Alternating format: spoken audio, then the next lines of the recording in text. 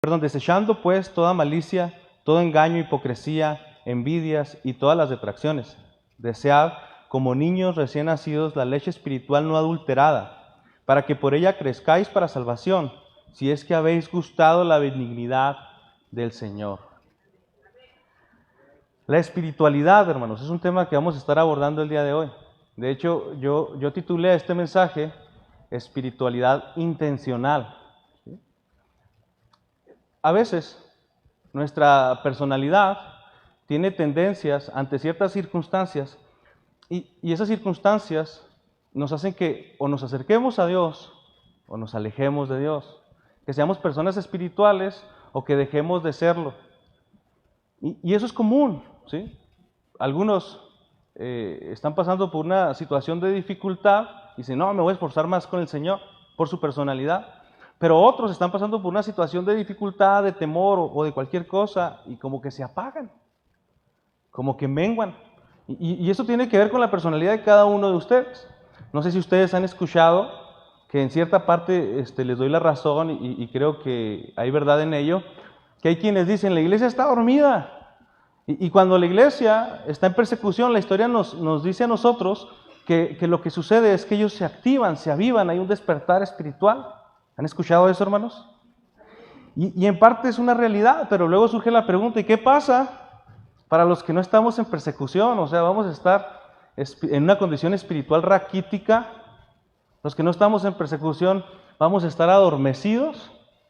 ¿Ve? Entonces, es peligroso que, aunque esta es una realidad, nuestra personalidad nos hace que tendamos a apagarnos o a despertar con respecto a la espiritualidad. Es peligroso que nos dejemos llevar por ello. Entonces nosotros debemos de ser intencionales. No siempre vamos a estar en circunstancias que a nosotros nos avivan y nosotros tenemos que esforzarnos en ello. Tenemos que buscar estar en esa posición correcta delante de Dios en nuestra vida espiritual. Cuando no haya persecución, ¿qué va a hacer la iglesia? A los que piensan que eso nos va a avivar. Y luego, cuando hay persecución, también hay registro de que muchos se echan para atrás. Lo que quiero dar a entender, y esta es una frase importante que mientras hacía todo mi mensaje, al final la extraía, porque lo que dice es una realidad que debe estar siempre en nuestra mente y en nuestro corazón. La espiritualidad no debe de ser exclusiva a ninguna circunstancia. Lo repito, la espiritualidad del creyente no debe de ser exclusiva a ninguna circunstancia. Ya sea que yo esté contento, ya sea que esté preocupado o triste, que tenga abundancia o que tenga escasez, ya sea que sea un adulto o ya sea que sea un joven, yo debo de estar siendo intencional en mi espiritualidad, ¿sí? Que si las condiciones del gobierno en nuestro país, bueno, eso es punto y aparte, tú tienes que buscar ser espiritual con intención. Que si el mundo está en guerra, que tú tienes que hacerlo. Buscar ser espiritual, no importa la circunstancia por la que estés pasando, tú debes de ser intencional en esta área. Y es una realidad a la que Pedro nos hace alusión. Noten que la iglesia está pasando por momentos de muchísima dificultad. Esta sí era una dificultad latente, una persecución agresiva, grave. Estaba en turno el emperador Nerón. El emperador Nerón está catalogado como uno de los más locos, de hecho se dice que es lunático, ¿no? Y él se encausó en una persecución contra los cristianos, y una de las cosas que él decía es, los patios del Imperio Romano están muy oscuros, necesitamos luz, y mandaba a traer a esos cristianos encarcelados, luego les prendía fuego, y él se paseaba en su carro por los jardines del imperio, y cuando se paseaba le daba gusto tener luz, tenían torchas humanas ahí.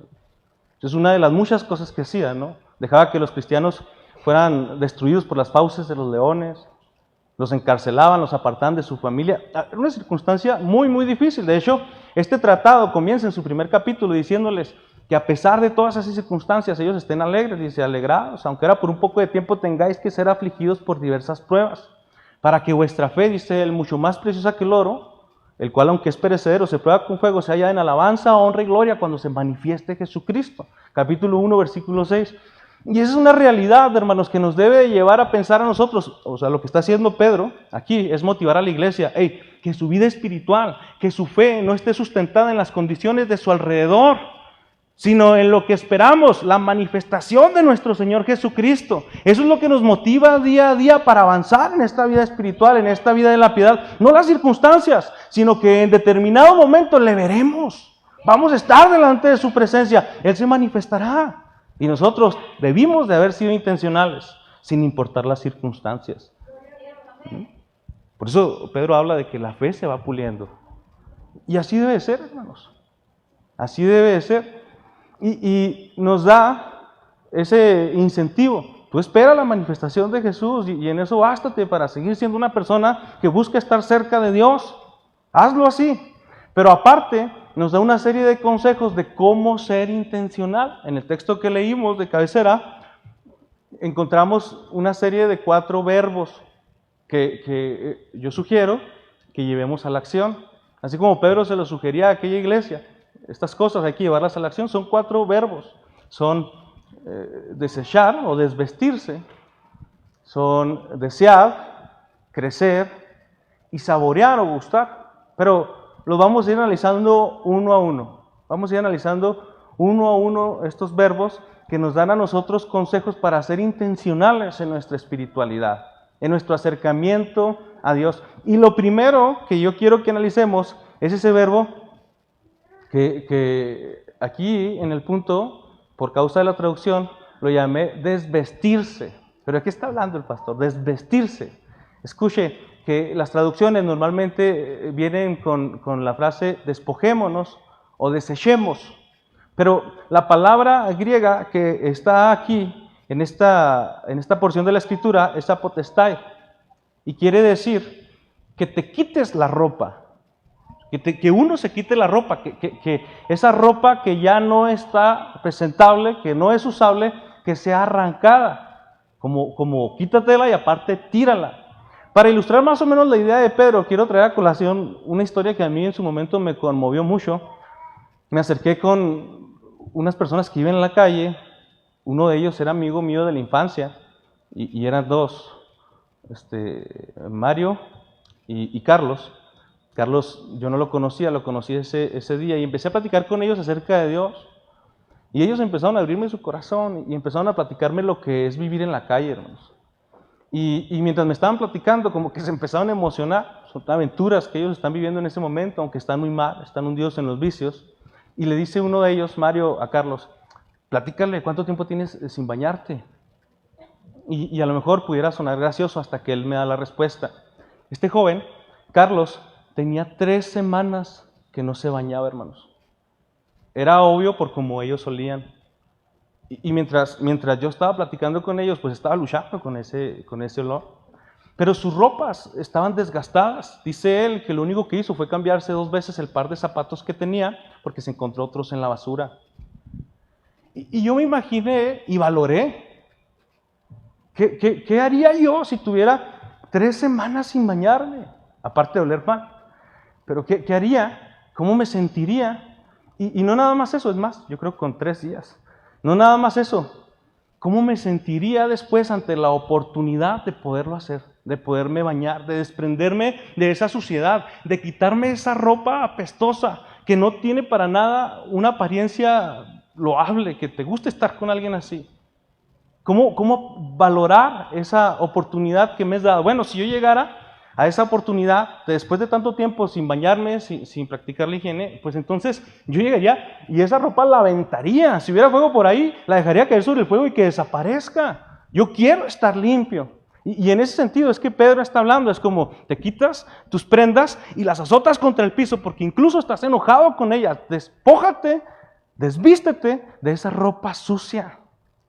Y ese es el primer consejo que vemos a través de este verbo, de esta acción, que nos transmite este texto, Pedro a través de él. Y habla Pedro de ciertas características que tiene esta ropa sucia. Y dice un comentarista, hay cosas de las que el cristiano tiene que desvestirse como de la ropa más sucia que pudiera portar.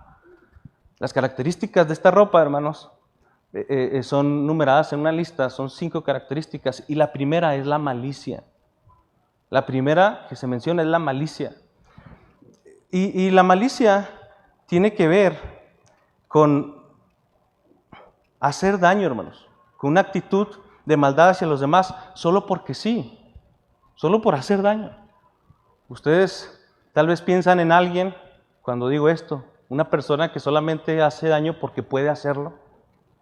Pero normalmente aquí pudiéramos confundirnos un poco. Cuando Pedro dice que nos desvistamos de esas ropas de malicia, está diciendo que dejemos de ser problemáticos. La palabra que se utiliza, malicia, es la misma que se utiliza para referirse a una persona que es señalada por problemático. Entonces dice Pedro, vamos a quitarnos esas ropas.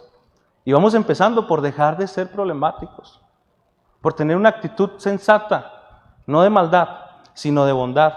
Y luego viene el engaño.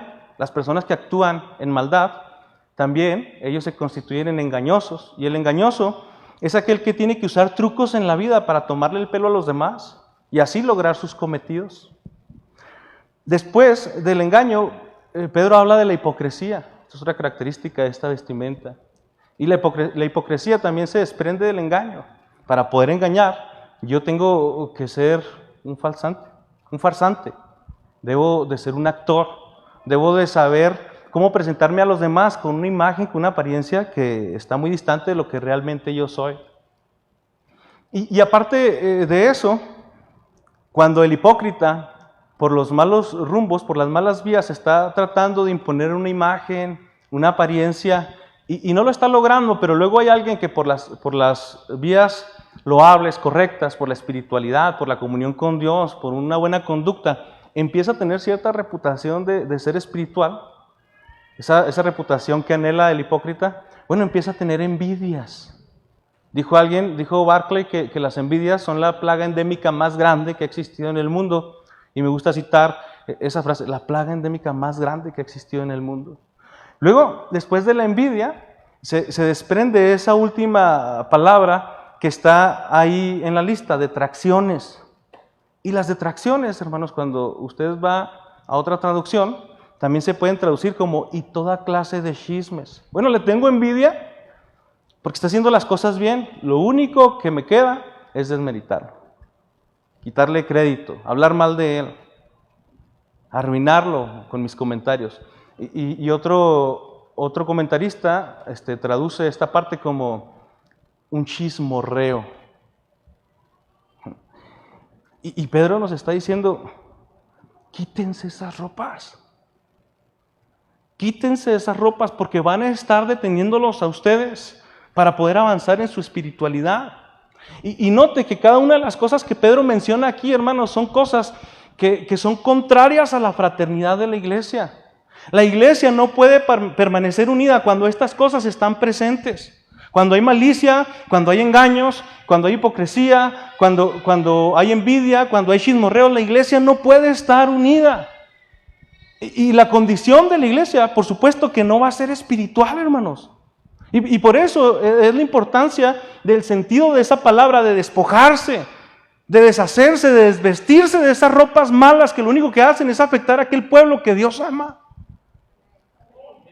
Y si nosotros queremos ser intencionales en ser espirituales, en el momento que sea debemos de empezar por ahí, teniendo actitudes correctas, mejores, que ayuden, que contribuyan a la espiritualidad de la iglesia. Porque imagínense, cuando Pedro está hablando en un contexto de mucho rigor en la persecución. La iglesia está sufriendo de ataques externos, pero ¿qué pasaría? ¿Cuánto destruiría la iglesia si aparte de las cuestiones externas, nosotros la estamos destruyendo por dentro? ¡Wow! Y no ese es el propósito de la iglesia. Jesús dijo que el propósito de la iglesia era vencer.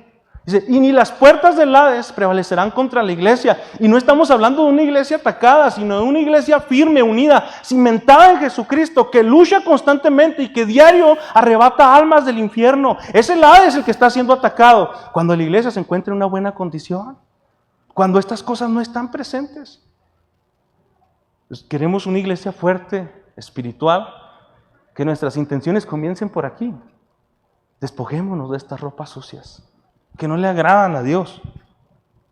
Una persona espiritual tendría ropas de decoro, de humildad, de sinceridad, de sujeción, lo mencionábamos en la escuela dominical, y todos los buenos valores que fortalecen la relación entre los hermanos. Mire, por ejemplo, un valor que se va a ver reflejado en una acción y que va a hablar de que nos quitamos esas ropas, voltea a su alrededor. ¿Cuántos hermanos que no conoce no están en este momento aquí? ¿Qué les parece? Algunos porque tienen compromisos, otros porque a lo mejor están pasando por circunstancias difíciles. Pero ¿qué les parece si los valoramos como hermanos y cuando nos vayamos de aquí, nos vamos con esto propuesto en nuestro corazón? Enviarle un mensaje: te extrañé, ¿todo bien? Fomentar esa unidad de la iglesia. Todo lo contrario, eso habla de buenas ropas, de buena presentación, de algo agradable, alguien que huele bien, hermanos. Luego está ese segundo verbo que debemos de tomar por acción, que es desear. Es desear. El texto 2 dice: desead como niño recién nacido la leche espiritual no adulterada. Y desear es algo que está en relación aquí en la Escritura con la palabra de Dios. Desear la palabra de Dios. La analogía nos habla de un bebé, la metáfora nos habla de un bebé y cómo éste necesita la leche espiritual o la leche materna, más bien. Nosotros somos los que necesitamos la leche espiritual no adulterada. Y esta porción de desear tiene mucho que decirnos, hermanos. Muchísimo que decirnos, y nos debe de llevar a pensar que esto es en cada momento de nuestra existencia, lo que hace, escuché, que nuestra espiritualidad no sea exclusiva de alguna circunstancia, sino que sea siempre. Nótelo, ¿cómo se comportan los niños cuando no han comido? Hay dos sopas, o comen, si no, no se van a tranquilizar. Ellos necesitan el pecho, ellos necesitan la leche. Si no, no van a estar tranquilos. Y yo veo que en lo que quiere enfatizar Pedro es que con esa insistencia nosotros busquemos la palabra de Dios. Con la insistencia que un niño quiere comer, así nosotros seamos insistentes en tener un acercamiento, una relación con Dios a través de su palabra. Que vayamos y que estemos ahí y que reposadamente nos mantengamos meditando, contemplando a Dios a través de las Escrituras. Pero que haya esa insistencia que hay en el niño. Sin embargo, aunque eso es en lo que Pedro quiere puntualizar, hay otras áreas a ver. Yo pues soy papá primerizo, pero esto a mí me llamó mucho la atención en una conversación con el pediatra. Cuando mi hijo salió, le puse un esquema de antibióticos y salió con afectaciones en todo eso, lo gastrointestinal. Y cuando él sentía dolor, todos los niños tienen eso que le llaman cólicos, ¿no? Pero este niño, por el antibiótico, se sentía más mal, tenía más dolor. Y a mí me preocupaba, hermanos, primerizo, en fin, tocarle su pancita. Estaba dura. Pero él no quería dejar de comer. Y decía, pues va a reventarse o algo así. No sé qué le pueda pasar. Entonces yo hice una cita antes de lo que tenía que ir con el pediatra para decirle al doctor, oiga, él nada más quiere estar comiendo, nada más quiere estar en el pecho y no le importa si le duele el estomaguito porque está ya demasiado inflamado, él sigue comiendo. Entonces me dice el doctor, no, es que la naturaleza de un bebé, ante cualquier malestar, ante cualquier cambio en su organismo, ante una enfermedad, es más, ante el estrés o la inseguridad, es estar en el pecho de su madre. Y efectivamente la leche que él consume es una leche que Dios creó todas las cosas perfectas. No sé cómo explicarlo, mi esposa me lo ha explicado varias veces, porque ella es nutrióloga, pero yo no sé cómo explicarlo, pero lo que sí entiendo es que la leche materna suple todas las necesidades del pequeñito, hermanos. Todas.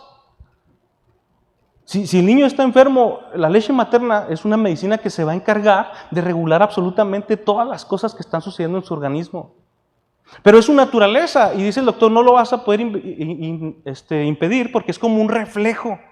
El niño se siente poquito mal de cualquier cosa y lo que va a hacer es voltear rápido y buscar a su mamá y querer tomar de esa leche. Y a veces están ahí solamente, ni siquiera están comiendo, pero ahí están, porque ahí se sienten seguros. Y en la metáfora, en la analogía, a lo mejor esto es un poquito espiritualizar el texto, pero sí veo que debería de ser también para nosotros un reflejo ante cualquier circunstancia, sensación que desconocemos o que conocemos y que sabemos que nos va a afectar, ir a la palabra de Dios, refugiarnos ahí, mantenernos con la esperanza, con la expectativa de que en ella vamos a encontrar todo lo que necesitamos para estar bien, para estar regulados, hermanos. Y de ese deseo me parece que Pedro está hablando. Desear como un niño recién nacido la leche espiritual no adulterada. Luego, otra peculiaridad de esta palabra, desear, es que es el equivalente de la palabra que se utiliza en el Salmo 42, hermanos, cuando se habla del siervo. Como el siervo brama por las corrientes de las aguas. Dice el salmista, así clama por ti, oh Dios, el alma mía. Mi alma tiene sed de Dios, del Dios vivo.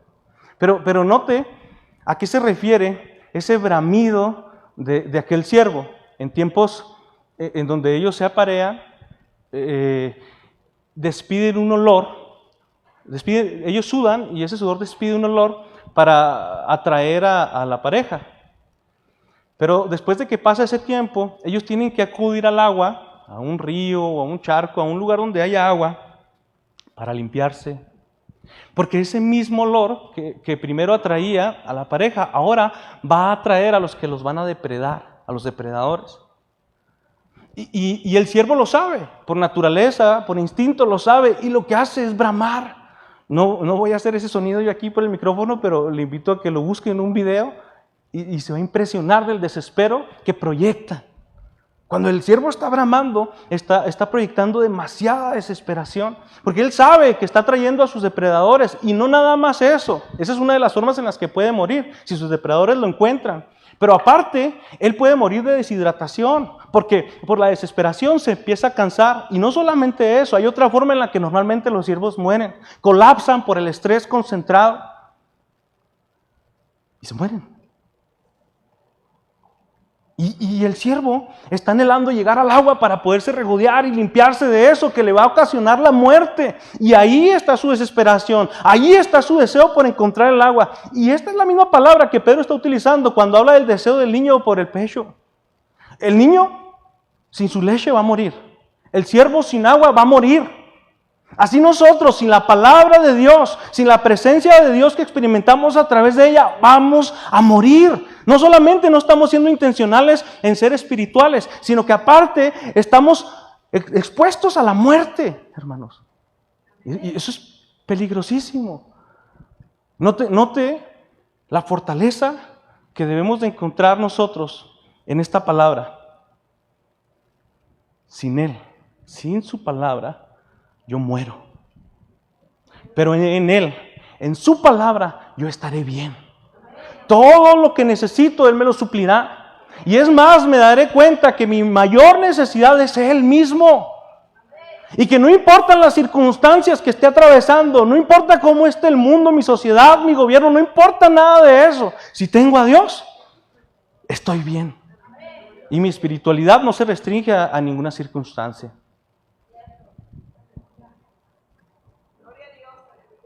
Es natural que el bebé busque su alimento, es un reflejo. Y es instintivo que el siervo busque el agua. Debería ser natural e instintivo del recién nacido, del nuevo cristiano, buscar esa palabra. No solamente en ese momento, sino siempre. Sin la palabra de Dios, hermanos, estamos destinados a morir. Un tercer verbo que debemos de llevar a la acción que encontramos en esta porción es crecer. Y de hecho, para eso es la palabra de Dios.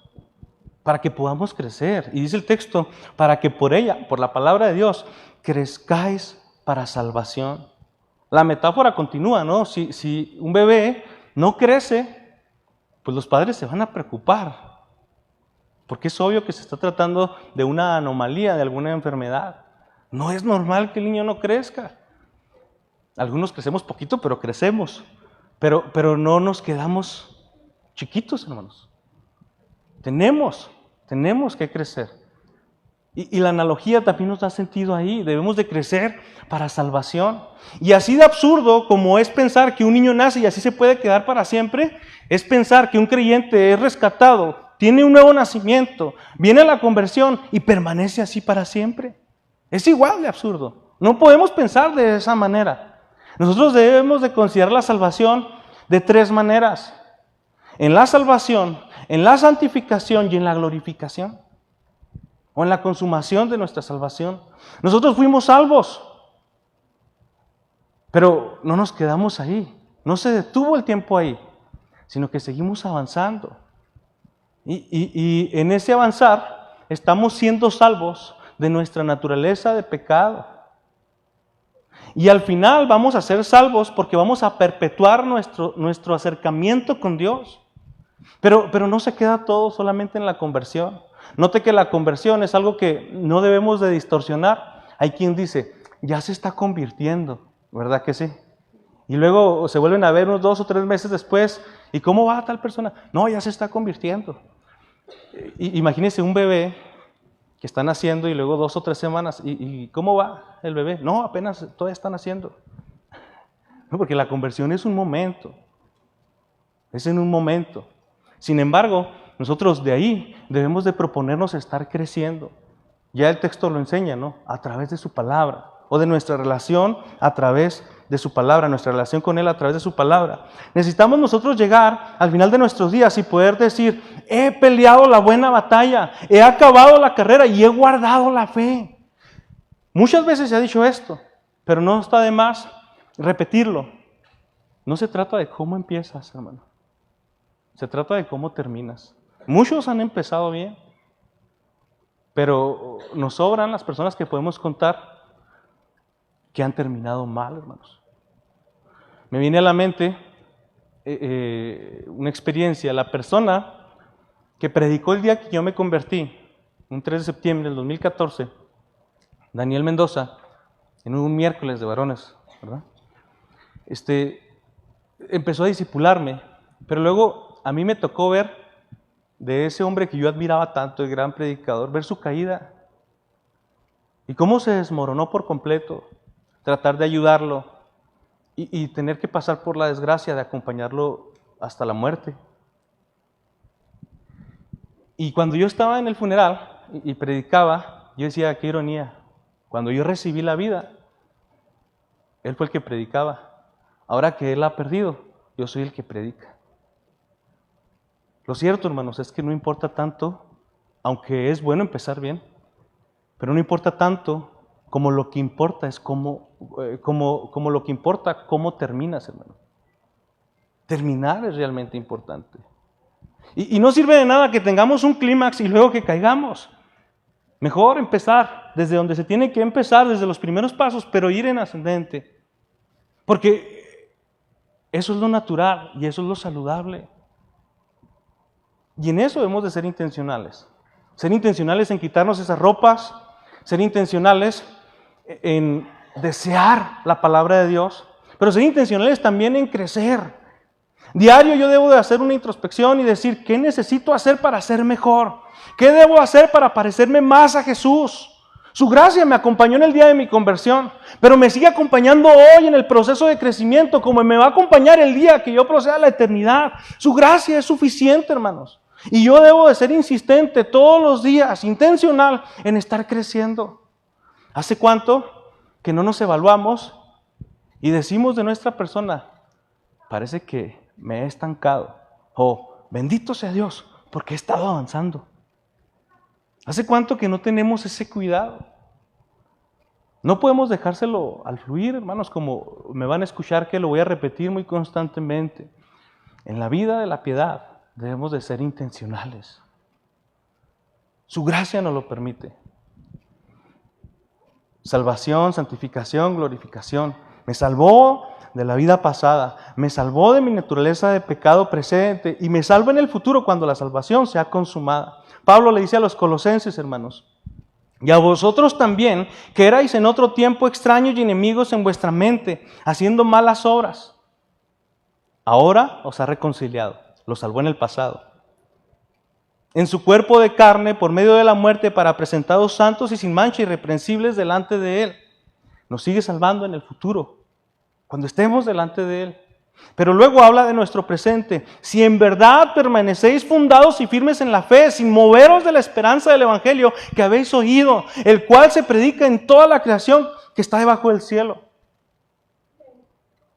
Fuimos rescatados allá. Hoy continuamos trabajando sobre esa gracia que nos ha sido dada.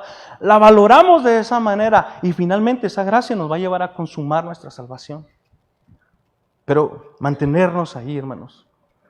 A veces es duro pensar de nosotros mismos que llegamos a conformarnos. No. Nunca va a ser suficiente el esfuerzo que hagamos. Ahorita mencionábamos en la escuela dominical, yo hacía un comentario de Dietrich Bonhoeffer, que la gracia es un regalo, sin embargo no es barata. Y las intenciones que tengamos de crecer en obediencia, en fe, en santidad, en pureza, en espiritualidad, van a reflejar lo que nosotros tenemos por concepto de la gracia, la manera en que nosotros apreciamos la gracia. Y es de eso de lo que habla el último verbo que debemos de llevar a la acción. Gustar, que también se puede traducir como saborear. Y aquí hace una amalgama, el que acabo de mencionar con gustar, crecer con gustar. ¿Por qué somos intencionales, hermanos? Bueno, porque valoramos lo que Él ha hecho por nosotros. El texto dice, si es que habéis gustado de la benignidad del Señor. Con esto empiezo a cerrar. Si es que habéis gustado de la benignidad del Señor. A veces es muy común, no a veces, de hecho es muy común, que las personas no tengan un acercamiento correcto con el significado de la gracia, hermanos. Mientras daba clases en un diplomados, mi hermano Ricardo estuvo siendo mi alumno ahí, se me acercaron 3 personas que se supone que son los líderes de las iglesias para decirme que a través de la clase de Gálatas ellos se habían convertido, hermanos. Son personas que estaban sirviendo en algunas de nuestras iglesias, pero se estaban convirtiendo después de mucho tiempo, cuando eran enviados a diplomados y a cursos. No había un correcto concepto acerca de la gracia. Y ese día se me acerca y me dicen, pastor, aquí, en esta aula fui salvo. Y me acuerdo mucho del hermano Antonio, y me dice, me da vergüenza, pero también me da mucha alegría, porque todo lo que estaba haciendo, lo estaba haciendo desde las motivaciones equivocadas. Y es que en realidad a veces nuestras intenciones no son correctas porque nuestras motivaciones no son correctas. Y esa motivación siempre va a ser incorrecta cuando no es el hecho de estar respondiendo a la benignidad del Señor. En esa forma, es en la forma que habla el apóstol Juan. Lo estamos viendo hace 15 días. Nosotros le amamos a Él en respuesta a su amor. Le amamos a Él porque Él nos amó primero. Y luego dice el apóstol Juan, y que nadie diga que le ama, si no ama primero a su hermano. Sí, porque si alguno dice, yo amo a Dios y aborrece a su hermano, es mentiroso. Pues el que no ama a su hermano, a quien ha visto, ¿cómo puede amar a Dios a quien no ha visto?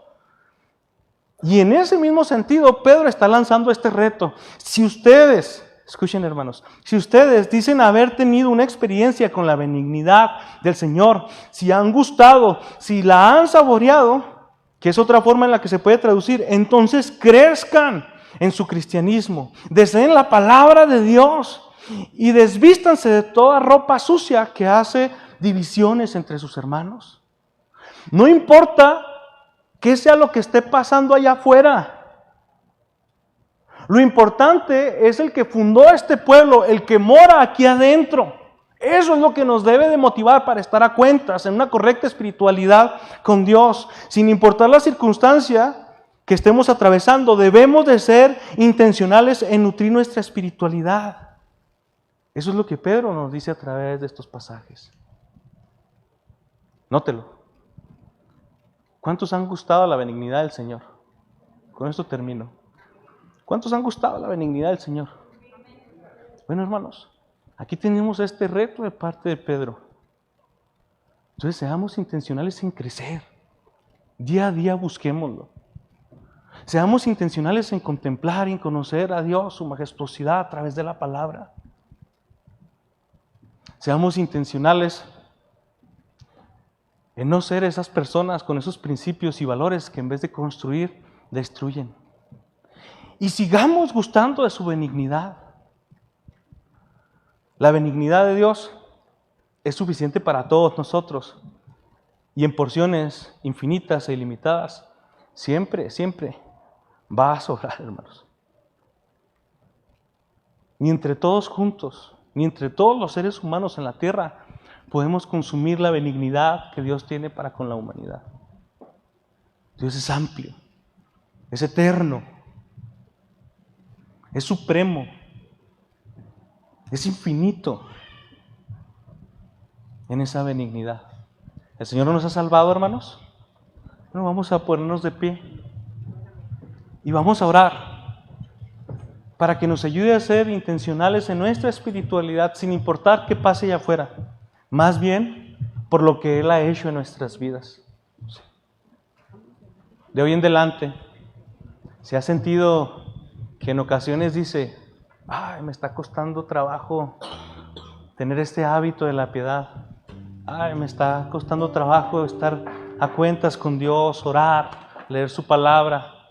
Bueno, ahí recuerde, no se trata de las circunstancias. Se trata de que yo tengo que responder a lo que Él ha hecho por mí. Dios ha sido demasiado bueno, hermanos. Dios ha estado con nosotros. Estamos aquí por su gracia y por su misericordia. Nos ha dado todo lo que no merecemos. Y su favor se ha hecho manifiesto en nuestras vidas. Yo les invito a que en este momento reflexionen sobre aquel evento en el que ustedes gustaron, saborearon la benignidad de nuestro Dios, de nuestro Señor Jesucristo. Les invito a ir a aquel momento en el que ustedes estaban experimentando la salvación. Aquel momento en que estaban saboreándose su gracia, estaban degustando de ella, la estaban palpando, la estaban sintiendo. Podían ver como un espesor de gloria estaba sobre ustedes, que es su presencia manifestándose. Los invito a ir a aquel momento tan hermoso en el que nosotros hicimos compromiso con Él y le dijimos, sí, Señor, acepto ir en pos de ti. Vayamos a aquel momento, hermanos, en el que el Señor nos rescató y nos trasladó de las tinieblas a la luz. Y al recordarlo, reflexionen lo siguiente: si seguimos apreciando eso, si seguimos palpando eso, si seguimos gustando, disfrutando, saboreando esa gloria de Dios, su gracia, su misericordia, su benignidad, no importan las circunstancias, no importa mi entorno, no importa nada de lo que esté pasando, yo puedo seguir adelante, porque he gustado su gracia, su benignidad ha llegado a mi vida. Su benignidad ha llegado a mi vida. ¿Por qué no le decimos al Señor, yo quiero más de ti? Yo quiero más de ti. Oh, bendito Rey de la Gloria.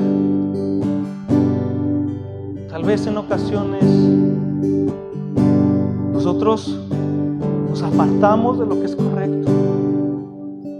Te dejamos, Señor, a un lado. Pero, Señor, hemos gustado tu benignidad.